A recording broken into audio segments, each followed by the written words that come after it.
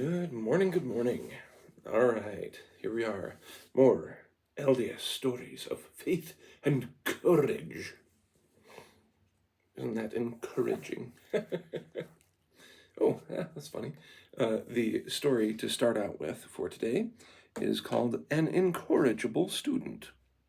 From the life of a truly great educator comes the story of an incorrigible student and what Dr. Mazer did to help him.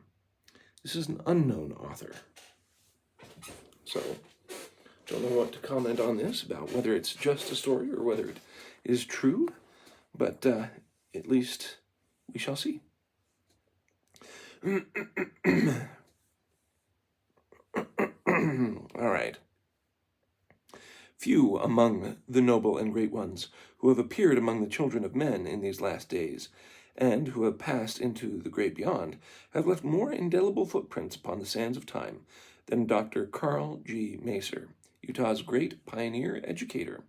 He was born of very respectable parents in Meissen, Saxony, Germany, January 16th, 1828. He attended the public school of Meissen, afterward the normal school at Dresden, and graduated from the latter in May 1848. He became a teacher in one of the city schools of Dresden, and finally attained the position of head instructor in the Buddig Institute. Being an earnest seeker after and lover of truth, it is not surprising that Mr. Macer received the glorious principles of eternal life revealed anew from the heaven in those latter days through the prophet Joseph Smith, as soon as he heard them under the teaching of Elder William Budge, a missionary from Great Britain. He was baptized into the Church of Jesus Christ of Latter-day Saints by Apostle Franklin D. Richards on the night of October 14th, 1855. 5 years later, he emigrated to Utah and at once took up his labors as a teacher of the youth of Israel. In 1867, he was called to preside over the Swiss and German mission, and while acting in that capacity, he conceived the idea of publishing a periodical for the benefit of the saints in the land der Stern. Soon after made its appearance. It had been of incalculable benefit to the mission, and is a monument to the wisdom and inspiration of its founder. In 1876, Dr. Macer was called by President Brigham Young to go to Provo and organize the Brigham Young Academy, now the Brigham Young University, one of the finest educational institutions in the state of Utah. In the course of time, several other church schools were established, and Dr. Macer was appointed general superintendent over them. Every one of Brother Macer's students, and he had thousands of them, loved him, and well they might, for he loved every one of them. While he was the principal of the Brigham Young Academy, an incident took place which reveals the soul and character of that great man. In the southern part of Utah lived a poor widow and her son. The latter was a wild and reckless youth, frequently getting into trouble and causing his mother much sorrow. He was considered the terror of the town in which he lived. The bishop of the ward and his counselors met one evening to consider his case. They decided, provided the young man were agreeable, to send him to the Brigham Young College at Provo. They had two objects in this: first, to get rid of him, and second, to reform him. They offered to pay the expense of his tuition. When the proposition was submitted to the young man and his mother, they accepted it, and in due time the prodigal son was enrolled among the students at Brigham Young College. One look at him convinced his schoolmates that he was a fellow not to be trifled with. He came to college with his textbooks under his arm and a six-shooter in a hip pocket. He did not take kindly to his new surroundings. He felt like a young wild colt being tamed and trained to work in a harness. He had been in school about a week when he broke out and had a row with one of his teachers. The latter went to Superintendent Macer and praised him of the actions of the incorrigible, and recommended him that he be dismissed immediately. Brother Macer sat in silent meditation for a few minutes. Then he said, "Go back and bear with him a little longer. He is the son of a poor widow. All her hopes are centered in him. She knows her boy better than we do.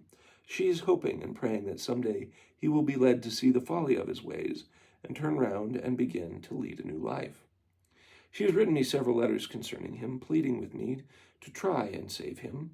I have promised her that I will do my best, and I shall keep my promise. Give him another trial.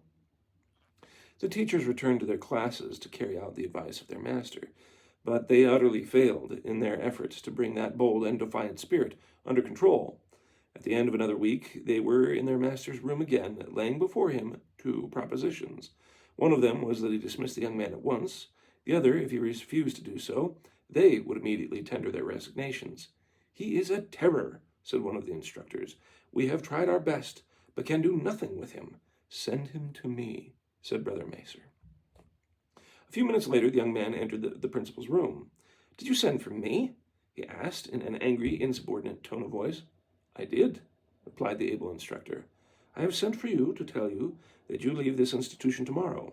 "All right," replied the daring youth, and he turned and left the room. In the middle of the night, Brother Macer awoke from his slumber. His thoughts at once turned to the wayward young man, whom no one had been able to control, and who was going to be expelled from college that day. He thought of the poor widow and of her pleadings with him to try and save her boy. Rising from his bed, he knelt down and laid the matter before the Lord. This was the substance of his prayer. "Dear Father, there is a young man in our school that we are unable to handle. We have tried our best and have failed. If there be any way which we can save him, for the Savior's sake, make it known unto us, and we will give to thee the praise, the honor, and the glory." "I failed to derive any satisfaction from my petition," said Elder Macer afterwards, "and I concluded that the Lord had also given up on him." About 10 o'clock the next morning, as Brother Macer sat in his office, a knock was heard at his door. "Come in," he called, and the black sheep entered. "Well," said the president of the institution, "what do you want?" The young man dropped his head and asked, "Can I speak to you for a moment, Brother Macer?" "Certainly," answered the latter. With a choking voice, the young man said, "You're not going to turn me out today, Brother Macer, are you? Won't you give me one more chance?" Jumping to his feet and stretching out his arms to the wayward youth, and the loving teacher exclaimed, "Come to my arms, my boy. God bless you, and I will give you not one chance, but 1,000 chances." The master and the pupil fell on each other's necks and wept. This was the turning point in the young man's life. He applied himself with such diligence to his studies that more than once Brother Macer had to warn him against overworking himself. What became of him, you ask? The last time we have heard of him, he was acting as a counselor to the bishop, who some years before had written to Brother Macer to take him out of his ward. He, with tens of thousands of others, lives today to bless the memory of Carl G. Macer.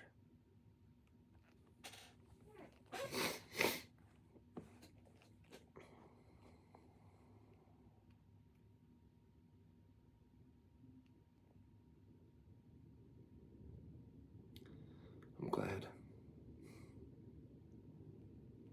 I am very glad. You do everything that you can, you still hand it to the Lord, and He'll try and take care of things. And as soon as he opened his heart, that's the other thing. The young man opened his heart to realize what he'd done.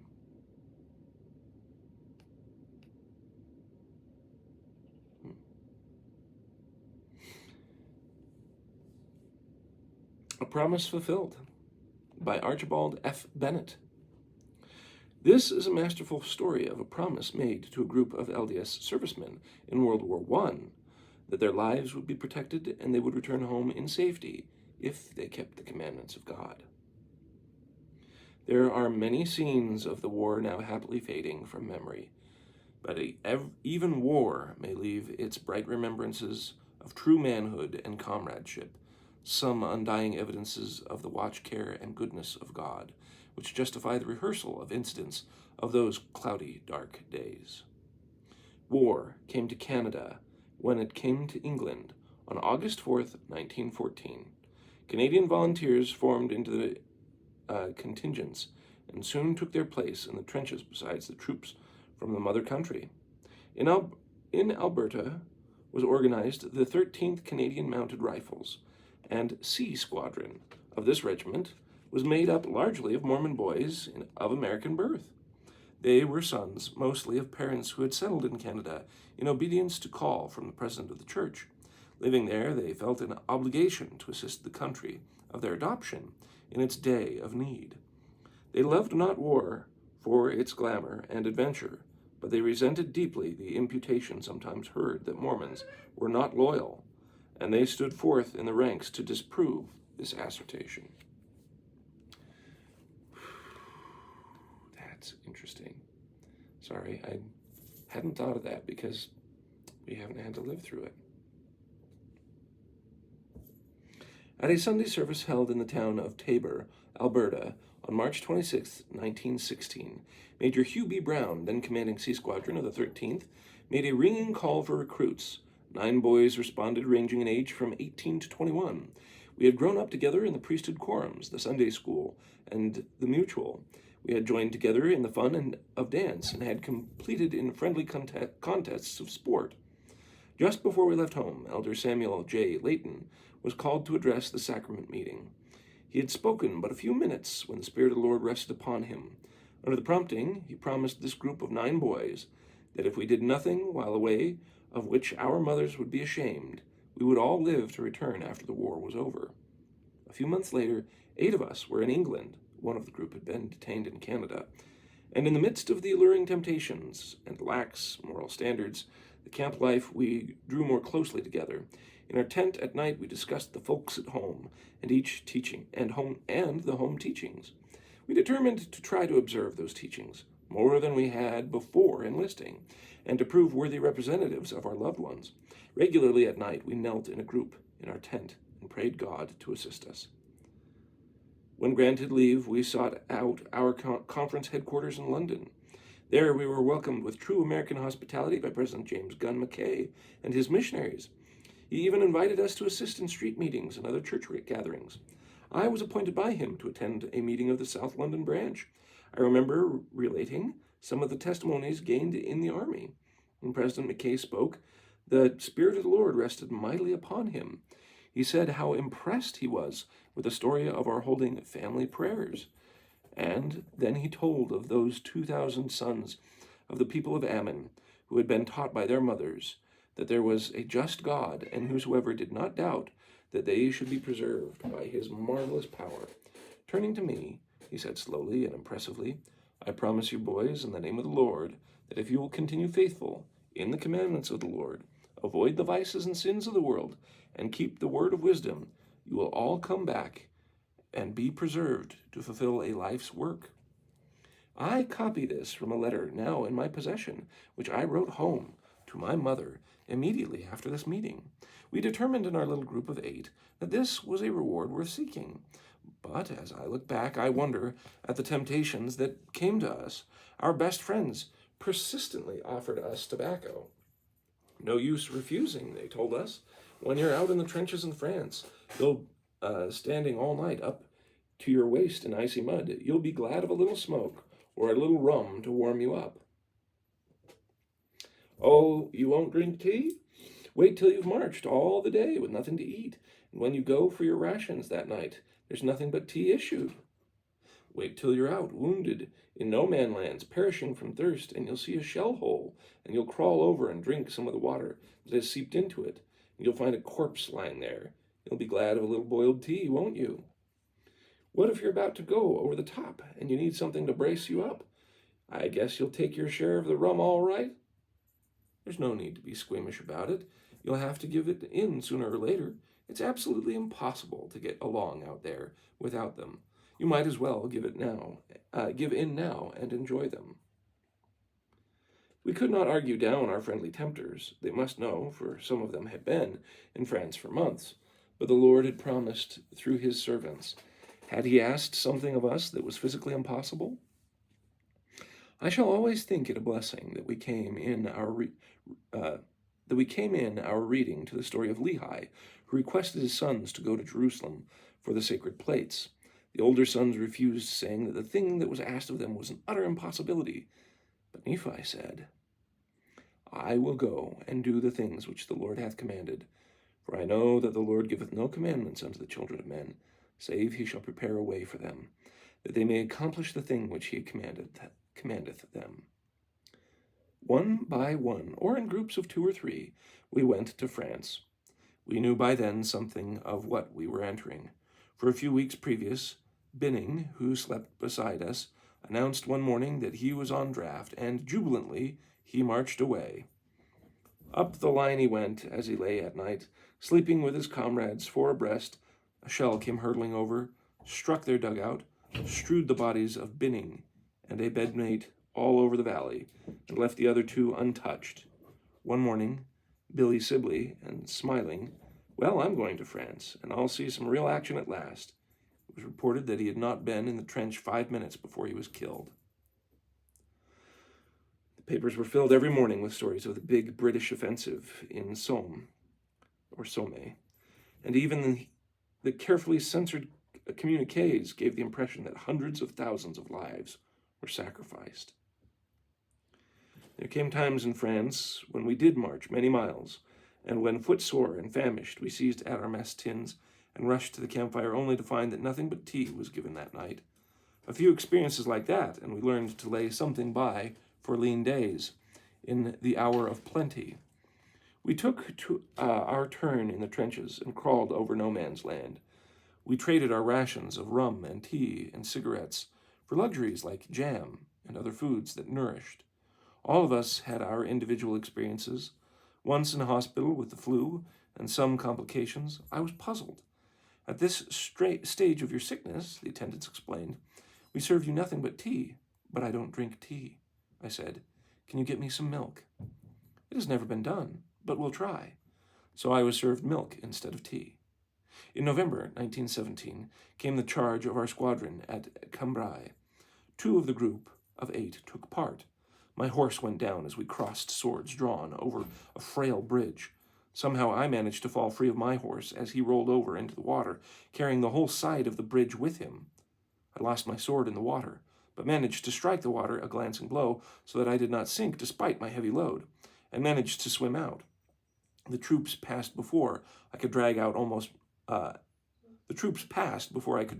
almost drowning horse, and all the while a German sniper made things intensely lively for me. A straggler came limping back. Where's B Squadron? I asked. Gone, he said, surrounded and cut to pieces. Poor old B Squadron, I heard someone say. Drenched and shivering, I waited through that long night. About 9 o'clock, some 20 comrades fought their way through and escaped to our lines. Near 2 a.m., 10 more straggled through. That was all. Leslie Bigelow, one of the group to whom the promise was made, was among the lost. He had surely lived his religion and kept the word of wisdom. Had the Lord's promise failed? In my book of remembrance, I have a card, worn and faded, dated June 11th, 1918, and postmarked Frederiksfeld by Wessel. It came from a prisoner of war camp there. Along with it, I preserve a picture of my friend, Leslie, in a prisoner's uniform. As I saw him in London the first Christmas after the armistice, he had seen many trying days and had suffered untold privations, but he came back alive and well. I saw him a few weeks ago in Canada, and he is still carrying on. I kept that little card and the photo, not alone because they reminded me of the preservation of a friend, but because they are the symbols of a victory, an undying testimony to me that if we do our part, the word of the Lord does not fail. Others of the groups are doubtless recording their own experiences. Lowell Duncombe was with the regiment ordered to charge on their horses in full daylight, a wood bristling with machine guns. The colonel objected to the order, saying it was madness to make that charge and meant certain death to the men. The brigadier general shouted peremptorily, "Charge that wood. I don't care whether a damn one of them comes back." They charged, and Sir Philip Gibbs was written was written of what he termed the foolhardy venture, which in a few minutes left every horse dead upon the field. Fortunately, most of the men escaped, and Lowell was among those who, when his horse went down, crawled into a trench and escaped. Another soldier rode my horse into action that day. I was still in the hospital, and the best horse I ever had there was killed. In spring of 1918, we charged afoot up a hillside. Before starting, we threw off our overcoats in a pile. Just then a shell struck the pile and changed the coats into carpet rags. "Now, boys," the captain explained in even tones, "we are to go up the hill in waves. The first wave will probably get a good dressing down. You are to be the first wave, but remember, there are many more to follow and support you." The order was given, and we stepped out into the open. A furious hail of bullets shrieked over and about us. We ran a few steps, dropped down for a minute, ran again, and so on until we reached the brow of the hill. Lee McComber was shot through the ankle on the way up the slope. Charlie Tufts and I carried a box of machine gun ammunition between us. A shell struck the bank of earth and on level with our heads, and a few yards in front of us. As it exploded, however, the particles were thrown upwards, and we escaped. Just beyond, we came to a sunken road. Another shell struck right between our feet and exploded. We were knocked down and somewhat dazed, and had a few holes cut in his tunic. Several on either side of us were stricken down or severely wounded, but neither of us was scratched. I'm told that as he ran forward to take the place of a machine gunner who had been killed, another shell struck between his legs but failed to explode. As I returned from carrying wounded to the dressing station, I fell in with some British troops coming to our support. The major in command of the party was struck on the knee, and it was shattered. With perfect self-control, in the midst of what must have been excruciating pain, he explained every detail of the plan we were to follow before he would leave. We started through the wood single file. I was third in line. Shells were tearing through the trees and snapping them off like matchwood. Bullets were cracking on all sides of us, and an airplane added to the interest by firing upon us from overhead. A bullet struck the first man, and the first man crumpled. A second, and the next man groaned and fell stark. It was my turn next. I'm thankful that it never came. The boys of the troop who had remained back of the line with our horses prepared a sumptuous meal for us. "They will be good and hungry after this fight," they told themselves, "for they haven't had any rations for nearly 2 days, so we'll surprise them." Only 6 of us came back to eat it, and for once there was plenty. 8 months more of active service followed. In a cavalry charge at Les Cateaux, Charlie Tufts received a shrapnel wound on the hand and was in hospital for a month or so. The armistice found us in Belgium, in hot pursuit of the retreating enemy. Every one of the 8 had narrow escapes. 2 had been wounded, and 1 had been a prisoner of war for a year. But all of them came back home alive and well, and all are alive today. Spared for their life's mission, the promise of the Lord was fulfilled.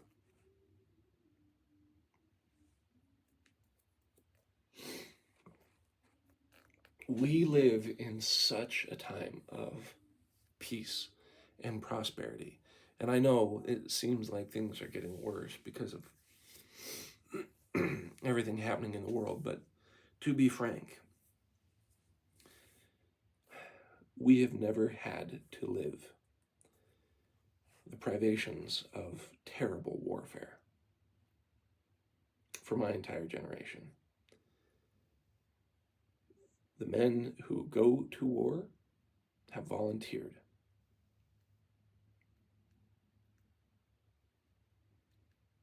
And they have had to live through a lot as well. But, yeah, World War I and World War II were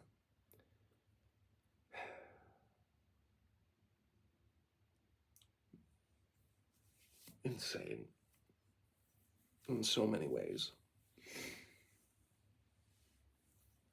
And then you had the Korean War and the Vietnam War and the Afghanistan wars, and things have changed so much. And yet, war still persists.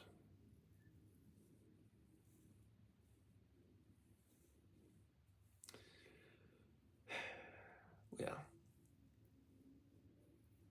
I'm grateful for the promises of the Lord. And I hope my children also live to receive such promises, that they will be preserved as they keep the commandments, so they can live a full life's mission.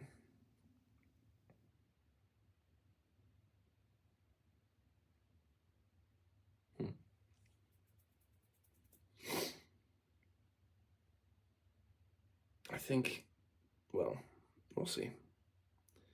The other thing that I know is that no matter what happens, that God's providence for his children is a good and proper one. What I mean by that is that of all the things that I've been able to see in my life, just subtly and consistently, but always, just sparks of just divinity slap me on the side of the head and say, see, God is the great weaver of our lives and choices. What I mean by that is he will take us in our lives and in our choices, and according to our will, be able to put us in the right places at the right time to obtain that, I would say, which we desire, and for the benefit of all of us in the best ways that he can make. And the reason I say it that way is because I think of the lives of people who have searched for the gospel their entire life, and it's not until they're well into their old age that they come to a knowledge of the gospel. Or those people who have had the gospel yet seek after things of the world. They'll get what they want and receive what they ask for. But there's a lot of times where we suffer through a lot, some that seems much stronger than we're able to bear, especially when we have so many living normal lives around us, or so we think. And we ask, to what purpose is our suffering for? But yet if we hand even those broken and destroyed lives over to the Lord, he can make something magnificent. Not everyone has a clear plane of glass. Some have a life that is colored through tragedy, broken by the horrors of others, but only to have those pieces taken to make the most beautiful stained glass window. It's not easy, it's not nice, and it never feels right until the Lord perfects someone's life with it.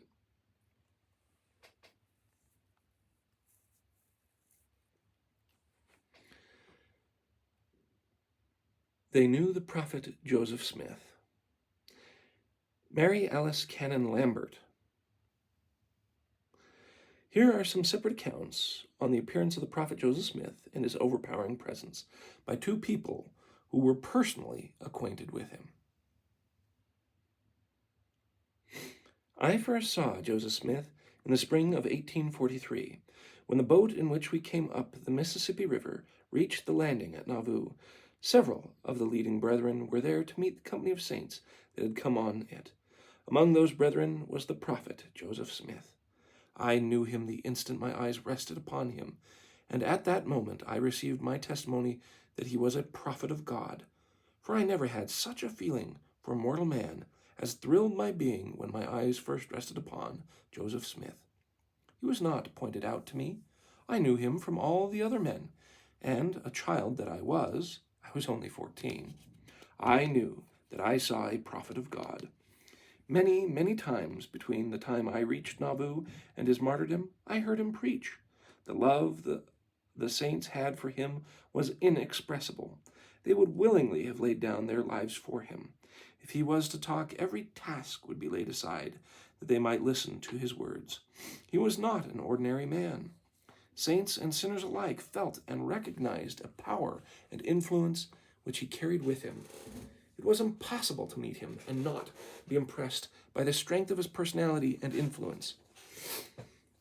In May 1844, he went to the stone shops where the men were working on the Nauvoo temple, and blessed them, each man by the power of his priesthood. Brother Lambert whom I afterward married, he gathered right in his arms and blessed, and it was ever his testimony that he was thrilled from head to foot by that blessing. I well remember the night of the prophet's death. The spirit of unrest was upon all, man and animal, in the city of Nauvoo. Why, we did not know, but we could not rest. My father was on guard. No one in the house had slept. The dogs were noisy. Even the chickens were awake. About 3 o'clock, the news of the martyrdom was brought to us, and we realized what had kept us awake. And oh, the mourning in the land! The grief felt was beyond expression. Men, women, and children, we were all stunned by the blow. Emmeline Blanche Wells. Journeying from my home in Massachusetts to Nauvoo, Illinois, with a company of Latter-day Saints, we were joined in Albany by some elders returning from the missions in the eastern states. Among them was the late Jacob Gates, who was accompanied by his wife, with whom I became well acquainted en route. Sister Gates talked a great deal about the prophet Joseph, whom she knew immediately, and when she saw that I was specially interested in him, promised me that she would introduce him on our arrival in Nauvoo. She also told me many things concerning his life and mission that I had not known before, and I listened carefully to all the elders' conversation, for they were full of zeal and the spirit of the latter-day work, and of the love of the prophet Joseph. To me, it was a continuous revelation, although Sister Gates seemed to think it impossible for one so young and inexperienced to realize the greatness and wonderful power of the prophet Joseph Smith. In time, I came to understand the feeling when I tried to explain to others the power he possessed that impressed the people with whom he came in contact. As we neared our destination, in sailing up the Mississippi, the elders, there were 8 of them now, 4 more who had been laboring in Kentucky, having joined us in Louisville, were full of enthusiasm at the thought of seeing the prophet again. But not once in all the conversation did I hear the description of his personal appearance. There were no photographs in those days, and I had not formed any idea of him except his wonderful power. I think in looking back upon that time, I must have been in a state of mingled emotions, as astonishment and awe, not knowing what I should do or say upon my arrival. At last, the boat reached the upper landing, and a crowd of people were coming toward the bank of the river. As we stepped ashore, the crowd advanced, and I could see one person who towered away and above all the others. Around him, in fact, I did not see distinctly any others. His majestic bearing, so entirely different from anyone I had ever seen, and I had seen many superior men, was more than a surprise. It was as if I beheld a vision. I seemed to be lifted off my feet, to be, as it were, walking in the air, and paying no heed whatsoever to those around me. I made my way through the crowd. Then I saw this man, whom I had noticed, because of his lofty appearance, shaking hands with all the people, men, women, and children. Before I was aware of it, he came to me, and when he took my hand, I was simply electrified, thrilled through and through to my tips of my fingers and every part of my body, as if some magic elixir had given me new life and vitality. I am sure that for a few minutes I was not conscious of motion. I think I stood still. I did not want to speak or be spoken to. I was overwhelmed with indefinable emotions.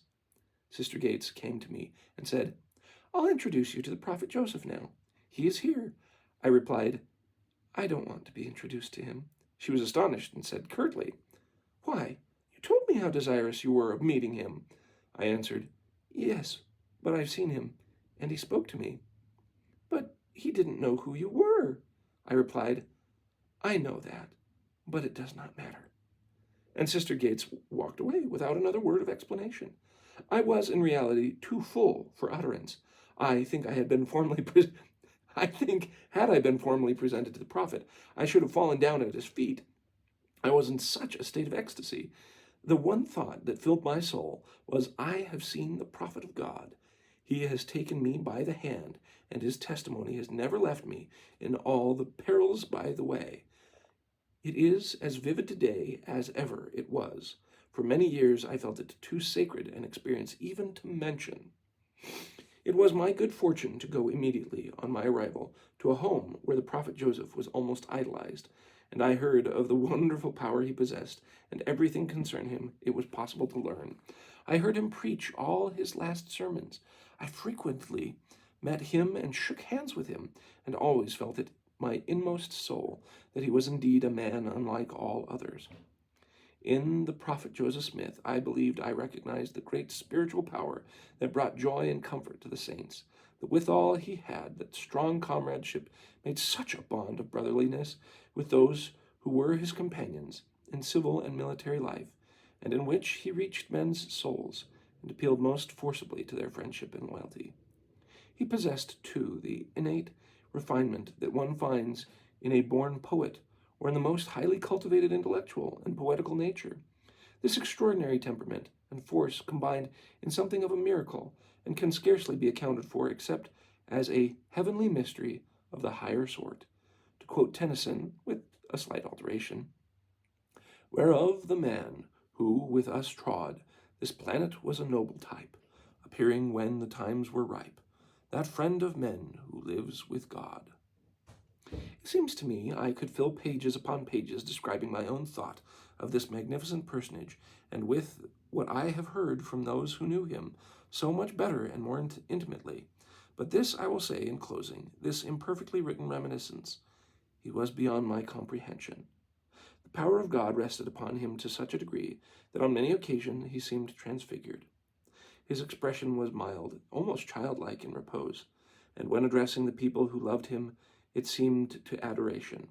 The glory of this countenance was beyond description. At other times he was great power in his manner, more than of his voice, which was sublimely eloquent to me, seemed to shake the place on which we stood, and penetrate the innermost soul of his hearers, and I am sure that they would have laid down their lives to defend him.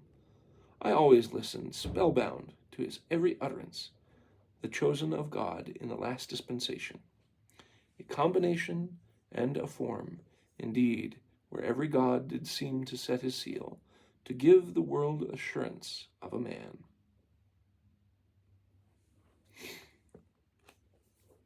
Next is the story of Antelope Island. I'll leave this one, as it appears to be quite a story, so that one might just be one.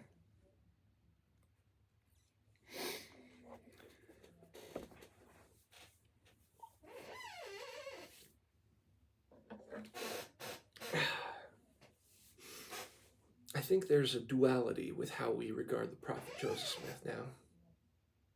I think for the people who knew him, they had such awe, astonishment, and reverence, and probably for very good reason. Yet at the same time, we always try to note how much he was a person, because he was. I think that's a strange duality, because even people who met him and knew him sometimes had in their own head and in their own mind a version of how a prophet should be, especially when you had people around him who were thrilled by his presence and exultant at his attributes, that if Joseph did not live up to what they had in their mind, they were incensed.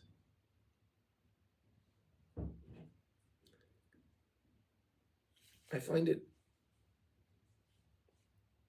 fascinating that these women who were told of how amazing Joseph was had all their expectations fulfilled, and yet there are others who, with all their expectations, were aghast at the difference. It's like the earlier one where he came from Hawaii and he came to the Salt Lake Valley and he met one of the apostles chopping wood with his hat with holes in it for his ears and dirty and other things like that. But yet, when you get down to the actual pure doctrine that he was able to share strongly, it made all the difference. It makes me wonder at how, in the end, what is it that people were, I don't know, I sit here and go, what were people craving? How different are we from the saints then? Are we a stronger sort or a weaker sort? Are we ones that have diluted the power of the Spirit because of our prosperity. I always tend to think that because of these great stories that I wonder, when I sit here and grumble at the idea of, oh, I have to go to another church meeting of this sort or that sort for this calling or that calling, I wonder if, I don't know, their whole lives were dedicated to the church. I think that makes the difference. In many ways, it's like being on a mission. I didn't grumble when I was on a mission. Not at all. In fact, every meeting in every sort was always a good one of joyous repose and a time to enjoy the reflecting upon gospel principles.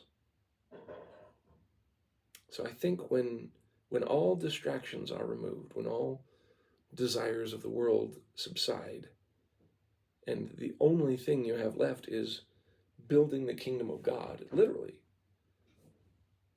Like, truly, there is no distractions of shows, of pleasantries, of games, of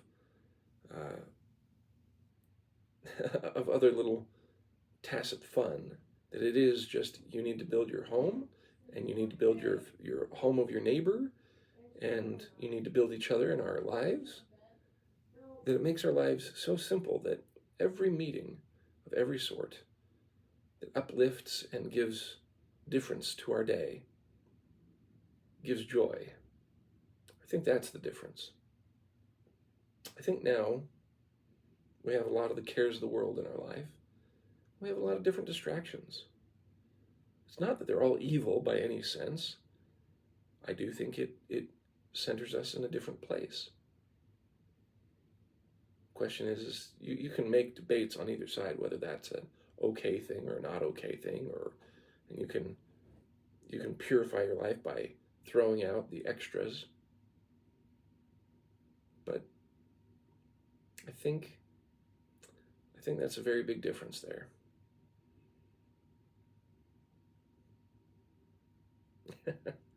I think they had their own sorts of distractions and other things too.